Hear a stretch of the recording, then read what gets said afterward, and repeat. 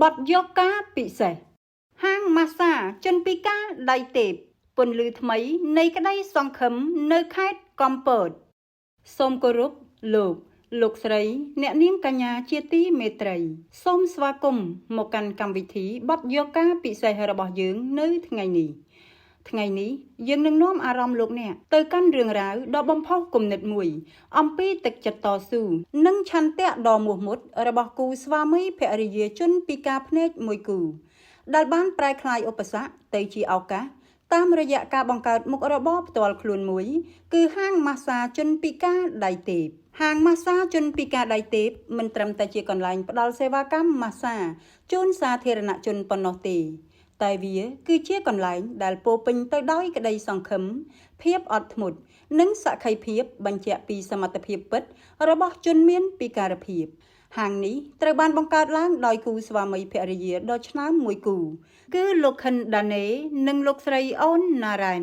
ដែលសុទ្ធសឹងជាជនមានពិការភាពភ្នែកទាំងសងខាងហាងម៉ាស្សាជនពិការដៃទេពបានចាប់បដិសន្ធិឡើងនៅថ្ងៃទី20ខែធ្នូឆ្នាំ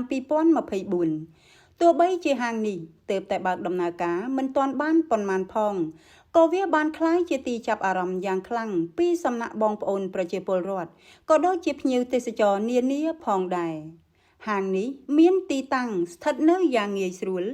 គឺនៅភូមិកំពង់បាយខាងត្បូងសង្កាត់កំពង់បាយក្រុងកំពតខេត្តកំពតដើម្បីងាយស្រួលចំណាំលោកអ្នកអាចរកមើលផ្ទះលេខ10នៅជាប់នឹងរបងមន្ទីរពេទ្យបង្អែកខេត្តកំពតតាមបណ្ដោយផ្លូវលេខ720ទីតាំងនេះពិតជាមានភាពអំណោយផលងាយស្រួលដល់អតិថិជនក្នុងការធ្វើដំណើរលោកខិនដាណេនិងលោកស្រីអូនណារ៉ែនបានបង្ហាញពីស្មារតីតស៊ូដ៏អស្ចារ្យទោះបីជាធម្មជាតិមិនបានផ្ដល់ភាពបរិបូរណ៍ដល់ពួកគាត់ក៏ដោយក៏ពួកគាត់មិនដែលបោះបង់ក្តីស្រមៃឡើយផ្ទុយទៅវិញពួកគាត់បានយកឧបសគ្គទាំងនោះមកធ្វើជាកម្លាំងចលករជំរុញទឹកចិត្តឲ្យបង្កើតមុខរបរមួយនេះឡើងដើម្បីអាចចិញ្ចឹមជីវិតដោយខ្លួនឯងប្រកបដោយកិត្តិយសនិងភាពថ្លៃថ្នូរ